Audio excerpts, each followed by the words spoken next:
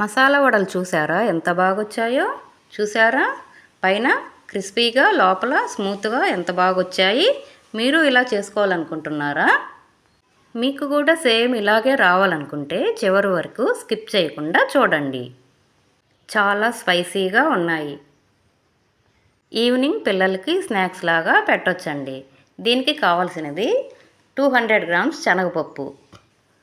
అవి బాగా వాటర్ పోసుకొని 3 గంటలు సుమారు 3 గంటల సేపు నానబెట్టుకోవాలి.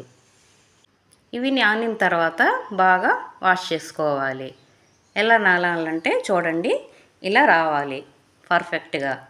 ఇవి నానిన తర్వాత ఇందులో వాటర్ ఏమీ ఉండకూడదు. ఇందులోకి అల్లం చిన్న ముక్క, వెల్లుల్లి 4 పాయలు వేసి మ్యాష్ చేసుకోవాలి. తగినంత సాల్ట్ వేసుకోవాలి. సాల్ట్ వేసుకున్నాక ఒక మిక్సీ జార్ తీసుకొని జార్లోకి ఈ మిశ్రమాన్ని మొత్తం వేసుకోవాలి. వేసుకున్నాక అడుగున 4 పలుకులు ఉంచానండి. ఇందులో 2 సన్న పచ్చిమిర్చి వేసుకున్నాను. వేసుకున్నాక మిక్సీ పట్టించుకోవాలి. బరకగా వేసుకోవాలి. ఇదిగో ఈ రకంగా ఉండాలండి. ముందు తీసిన శనగపప్పు కూడా కొద్దిగా అందులో వేసి కలిపేసానండి. దీనికి సన్నగా కట్ చేసుకున్న ఆనియన్స్ ముక్కలు, కొద్దిగా తోటకూర వాష్ చేసుకొని సన్నగా కట్ చేసుకోవాలి. పుదీనా కూడా అలాగే వాష్ చేసుకొని సన్నగా కట్ చేసుకోవాలి. సన్నగా కట్ చేసుకున్న తోటకూర, సన్నగా కట్ చేసుకున్న కొత్తిమీర, సన్నగా కట్ చేసుకున్న పుదీనా, సన్నగా కట్ చేసుకున్న కరివేపాకు, సన్నగా కట్ చేసుకున్న పచ్చిమిర్చి మొత్తం బాగా కలపాలి. పిసకకుండా పైన అలా ఏళ్లతో కలపాలండి. వీడియోలో చూపించిన ప్రకారంగా అలా కలపాలండి. ఇవి 200 శనగపప్పుకి 300 దాకా ఆనియన్, తోటకూర ఇవి మొత్తం వేసుకోవాలండి. కానీ చాలా సన్నగా కట్ చేసుకోవాలి వీటికి మాత్రం. ఇవి అయిపోయేసింది, కలిపాను. ఈలోపు డీప్ ఫ్రైకి ఆయిల్ పెట్టుకుందాము. స్టవ్ వెలిగించుకొని ఆయిల్ వేసుకొని ఆయిల్ కాగేలోపు మనం ఉండలు చేసుకుందామండి. మీకు ఏ సైజు కావాల్సింటే ఆ సైజు ఉండలు చేసుకోవచ్చండి. నేను ఇదిగో మీడియం సైజ్ చేస్తున్నాను.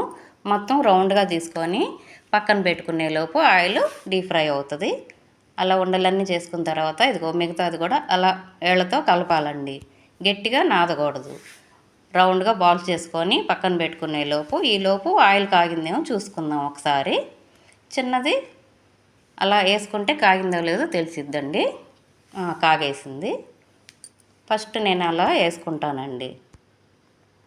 ప్రతి మసాలా వడకి చేతులు తడి చేసుకుంటూ అదిగో అరిచేతిలో అలా పెట్టుకొని ఒత్తుకొని వేసుకోవాలి. ఒక్కొక్కటి ఎడంగా వేసుకుంటూ ఉండాలి.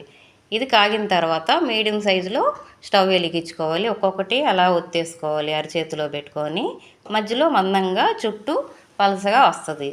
మీడియం సైజులో చేసుకున్న తర్వాత హీటు మీడియంలో ఉండాలండి. అవి మొత్తం వేసుకున్న తర్వాత స్టవ్ హైలో పెట్టుకొని అప్పుడు తిరగేయకూడదు ఎమ్మటే. అది బాగా కాగేదాకా అలా పెట్టుకొని కాగిన తర్వాత ఒక్కొక్కటి తిరగేసుకోవాలి. ఒక్కొక్కటి తిరగేసుకున్న తర్వాత మొత్తం తీసేసుకోవాలండి. మొత్తం ఫ్రై అక్కర్లేదు. మీకు నా వీడియోలు నచ్చినట్టయితే మాత్రం ఒక లైక్ చేసుకొని మీకు నచ్చిన వాళ్ళకి మాత్రం షేర్ చేసుకోండి. ఏమన్నా తెలపాలనుకుంటే కామెంట్ రూపంలో చెప్పండి. కొత్తగా చూసేవాళ్ళు మాత్రం సబ్స్క్రైబ్ చేసుకోవటం మాత్రం మర్చిపోవకండి. ఇవి సగం ఫ్రై అయిన తర్వాత తీస్తున్నాను చూడండి. ఇవి తీసిన తర్వాత ఇదే ప్రకారంగా మళ్ళీ వేసుకోవాలి. సేమ్ ప్రాసెస్లో ఒక్కొక్కటి ఇలా ఒత్తుకొని వేసుకోవాలి. వేసుకున్న తర్వాత అవి కూడా సగం ఫ్రై అయిన తర్వాత తీసేసుకోవాలి.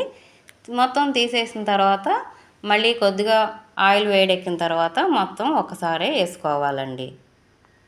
మీరు నేను చూపించిన ప్రకారంగానే వీడియోలాగా చూసి చేసుకుంటే మాత్రం పర్ఫెక్ట్గా బాగా వస్తాయండి.